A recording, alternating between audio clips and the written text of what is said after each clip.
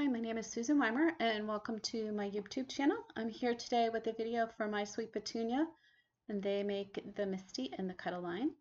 And today is Team Tuesdays, so it's my turn. And I'm also here showing you part of the Picket Studios May 2019 release.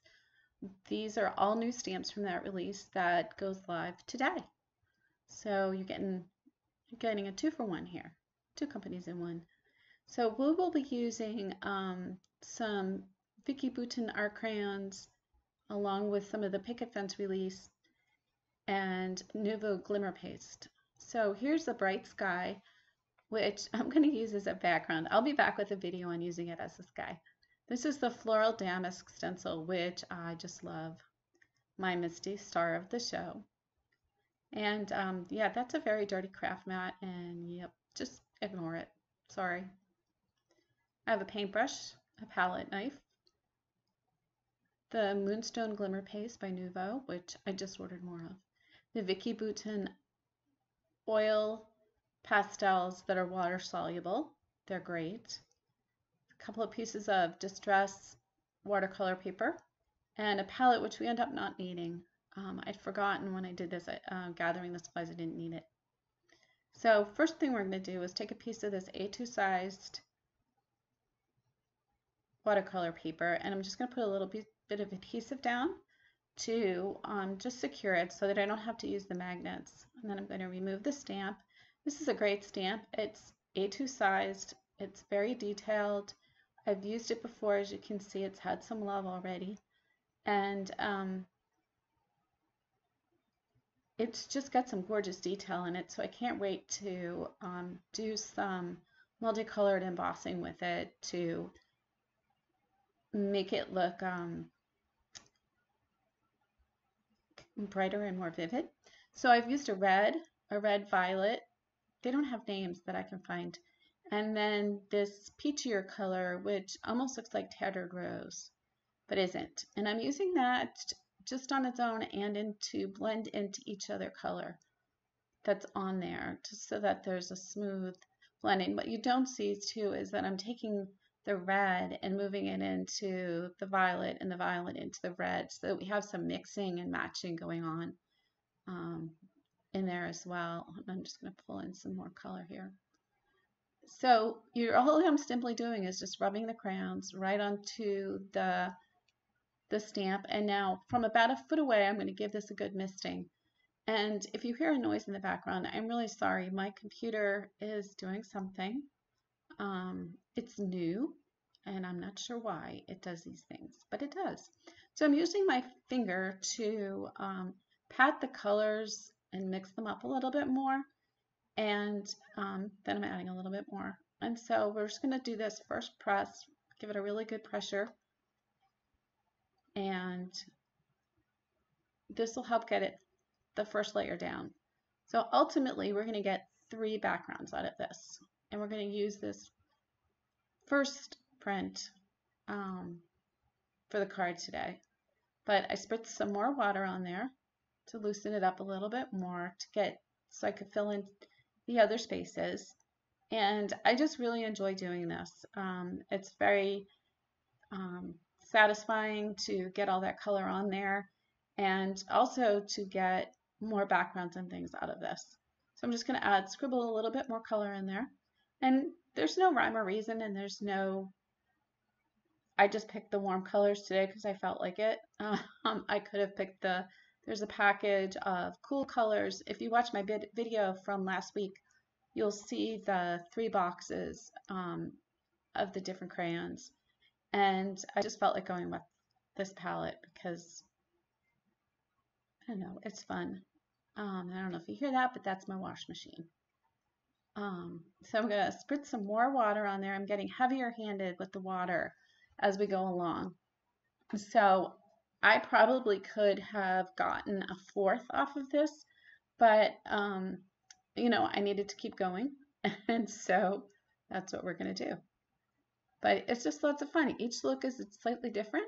You can make a different style of cards. You can use strips. For cleanup, I'm just going to spritz some water on it and wipe it up with the baby wipe.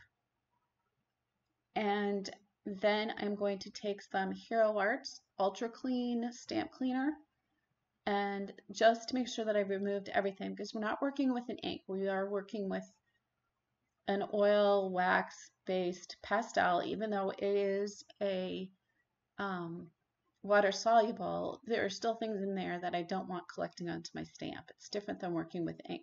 So the stamps had some love before, so that's why it's stained. So don't worry about it, it's still good. As you saw today, it was working just fine. So I let it dry for a while, and then I gave it a blast with my heat gun. And then I'm just going to put on the floral damask stencil and tape that down to my craft mat. I'm working on my craft mat rather than a water media mat that I have from Waffle Flower, because I'll be using this heavy paste. And I just wasn't sure how the cleanup of that would be off the water media mat. But if you have that, give it a try and let me know what you find out. I just didn't have time today to experiment. And I'm looking forward to doing some more work with that. I do love that mat. So we're just scraping the Moonstone glitter paste through the stencil, and now I'm just going to clean up the edges a little bit with the palette knife. Just very carefully, because this is hard to handle because it's all over the place. But look at the amount of texture and detail that you get in this. So while that's off drying, I'm going to stamp a sentiment on the first of these two ovals. The colored paper oval, that paper is so old, I couldn't even find the company anymore. So what I was going to do was actually use dye ink and go direct to paper and make my own paper. But I happened to find this piece that matched, I thought, perfectly.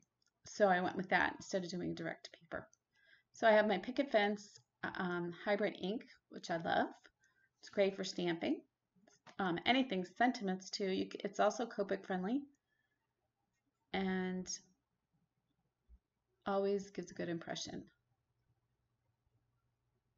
And this is a new stamp that I hadn't used yet, so it's just going to be, need 3 stampings.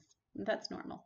So this is the Poppy Blossom stamp, and I'm just going to use the smallest poppy to make a little floral cluster there, if you will. That one I decided was too small.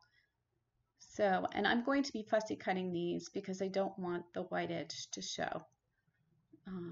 Now, for Copic coloring, still my favorite ink, I know everybody else is using other ones, and I gave my stamp some love with the Versamark again. I'm still using Memento Tuxedo Black. It just works for me. It's reliable, and so I'm just going with it. One of these days I'll make a decision about what other black ink to learn. And there, I smudged my paper. So the leaves, I'm just stamping 2 of them, obviously. And we're going to color these up with our Copic markers. And this was a relatively easy, quick coloring. And you don't need to do anything complicated here. You could use pre-made flowers, stickers, whatever you have. So I'm putting down some RV10. I'm sorry the caps aren't on screen. And then I'm going to add some RV11. And I'm just doing some very simple, basic flicking of the marker tip into the bases there. And the reason I decided to do that and not lay the number of colors down that I usually do is because there's a lot of line art here that's really kind of cool, and I didn't want to obscure that. And I thought it looked kind of, I liked the look, and I wasn't going to do no lines, so this is where we left it, where I left it, and then back to RV10. So I used RV10, RV11, RV13, and RV14. I like using 4s and 5s, blends of 4s and 5s on my flowers. And then that was Y13 and Y18 and a little YR24. Now you can't see the yellow from this angle in the camera, but it's there. So for the leaves, I'm using G20, G21, G24, and G29. And again, I just stuck to one color family, and you can see my green marker, I've taken off and added the super fine tip nib to that. Makes it a little easier to control because G29 is really a super dark color, in my opinion. So I'm just going to reverse the process, come back out, and then I've colored the other leaf in, and now I have my, now, okay, full confession, this is a panel that I made earlier that was dry, so that I wouldn't have to wait for the panel that we just made to dry. But the drying time is not very long, but it was rainy here today and quite humid. I live in Florida, middle of north central Florida, so yeah. Okay, so back to this. Now, there was a little hiccup in the video. I tried using my basic dry adhesive because it's really pretty strong, but there's so much texture and dimension on this that I decided that using my 1/4 inch, excuse me, scorp tape was going to be better. And then I've popped the flower up on some 3M foam tape.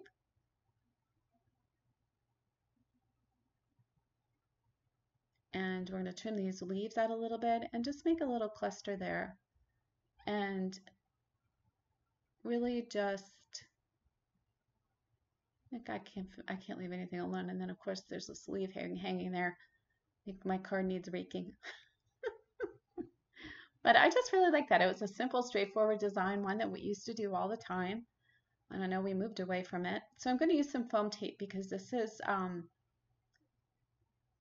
it's not warped so much as that it's heavy. So if you weren't going to pop this up, I would highly recommend using 1/2 inch to 1 inch wide score tape on there, or a really strong dry adhesive,